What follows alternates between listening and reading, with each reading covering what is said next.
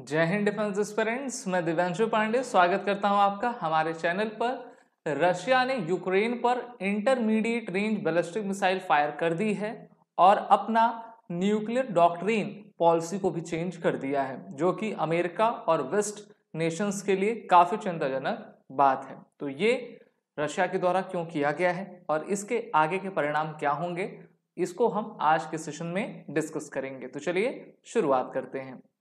अभी अमेरिका के द्वारा यूक्रेन को यह अनुमति दी गई है कि आप हमारे द्वारा दी गई अटैक एम्स मिसाइल का यूज रशिया पर कर सकते हो। तो उन्होंने रशिया पर उस मिसाइल का यूज किया और रशिया ने उसको अपने S-400 डिफेंस सिस्टम से डिस्ट्रॉय कर दिया।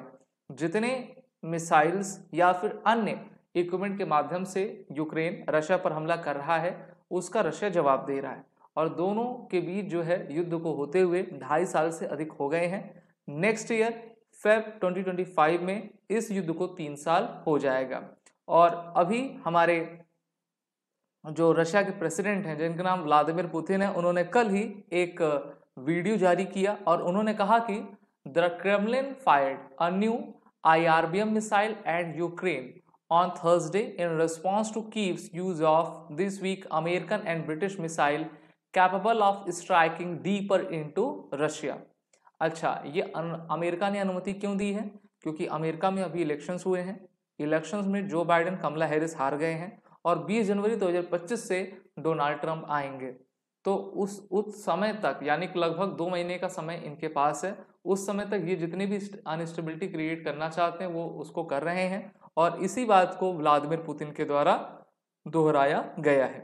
खबर ये थी कि रशिया के द्वारा ICBM मिसाइल का यूज किया गया है, जो कि न्यूक्लियर हथियार ले पाने में सक्षम है। लेकिन हम जानते हैं कि रशिया और यूक्रेन का बॉर्डर एक साथ मिलता है, साझा होता है और यूक्रेन उतना दूर भी नहीं है रशिया से।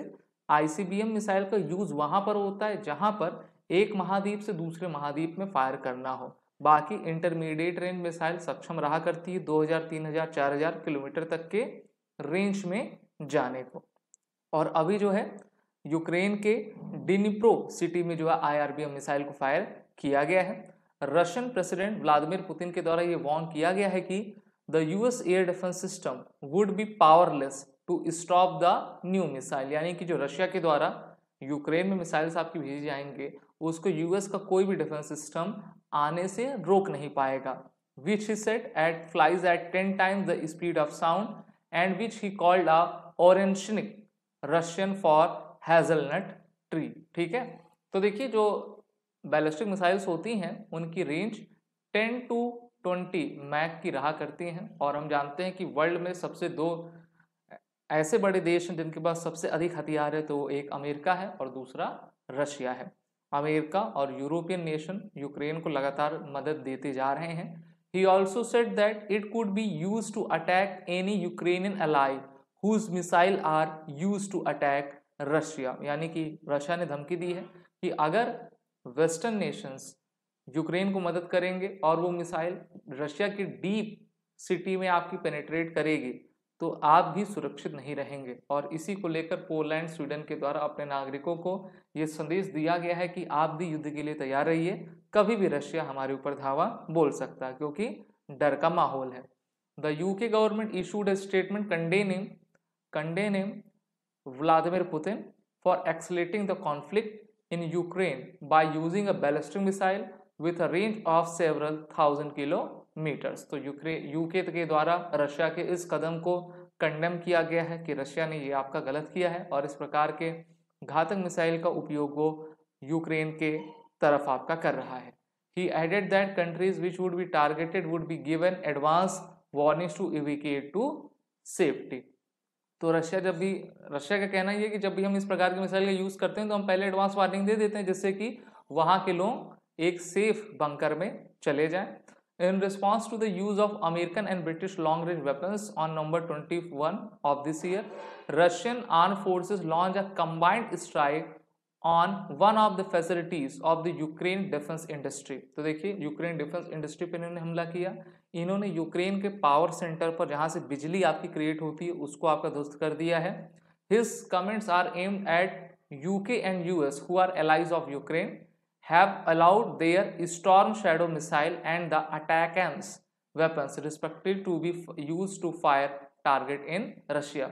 इस बात को व्लादिमीर पुतिन भी अच्छे से जानते हैं कि जब तक डोनाल्ड ट्रंप 20 जनवरी को सत्ता में नहीं आएंगे, उससे पहले ये जो बाइडेन की गवर्नमेंट है वो न्यूसेंस क्रिएट करेगी और वो चाहेगी कि रायता और भी फैल जाए। और व्लादिमीर पुतिन यही आपका इंतजार कर रहे हैं कि जल्द से जल्द डोनाल्ड ट्रंप आए, जिससे कि एक नेगोशिएशन आपकी हो सके। और यूरोप भी यही चाहता है, जर्मनी भी यही चाहता है। This missiles range for outstrip that of newly authorized US and British supplied weapons.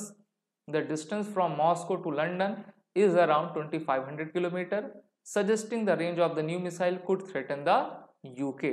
तो रशिया के पास तो ऐसी ऐसी मिसाइल हैं जो कि पूरे वर्ल्ड को आपका ट्रेवल कर सकती हैं।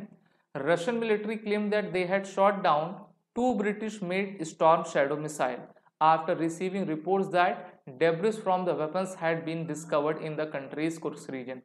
तो अमेरिका और यूके, यूएस यूके दोनों भाई भाई हैं, ठीक है, यूएस यूके दोनों भाई भाई हैं और एक साथ मिलकर वो यूक्रेन को सपोर्ट करवा रहे हैं और रशिया के ऊपर जो है घातक हमला कर रहे हैं।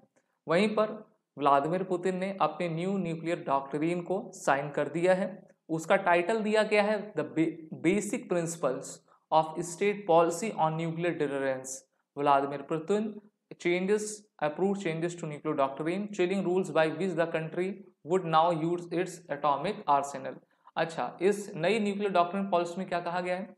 इसमें कहा गया कि ऐसे नॉन न्यूक्लियर स्टेट जो कि रशिया के लिए खतरा बन रहे हैं और उनको सपोर्ट अगर न्यूक्लियर स्टेट्स कर रहे हैं, तो हम ऐसे नॉन न्यूक्लियर स्टेट्स के ऊपर भी न्यूक्लियर हमला कर सकते हैं।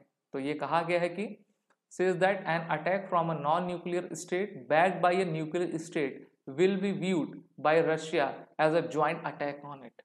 ठीक है, तो बात तो बिल्कुल सही है, उसको joint attack आपका कहा ही जाएगा। Although the new changes were proposed in September, the document was approved only on Tuesday, which was coincidentally the 1000th day of the Russia-Ukraine war। अभी हाल ही में रशिया के जो फॉरेन मिनिस्टर हैं जिनका नाम सर्जेई लारोव है, उनके द्वारा कहा गया कि we strongly are in favour of doing everything to not allow nuclear war to happen. यानी कि ये कह रहे हैं कि हम तो चाहते ही हैं कि न्यूक्लियर युद्ध किसी भी तरीके से ना हो। अभी G20 की मीटिंग ब्राजील के रियो डी जेनेरियो में कंडक्ट हुई, जहां पर इनके द्वारा कहा गया कि we want to move toward a world free of nuclear weapons. और अगर आप दुनिया में देखो, सबसे अधिक न्यूक्लियर हथियार अमेरिका और रशिया के पास है। रशिया के पास सबसे अधिक है, नंबर 1 पे वो है, दूसरे नंबर पे आपका अमेरिका आया करता है। तो युद्ध कैसे आपका आगे बढ़ेगा, किस प्रकार से इसमें ट्रूस हो पाएगा, शांति बहाली होगी, तो ये तो मेरे ख्याल से अगले साल संभव हो पाएगा। वीडियो अच्छी लगी तो उसको लाइक शेयर जरूर करें।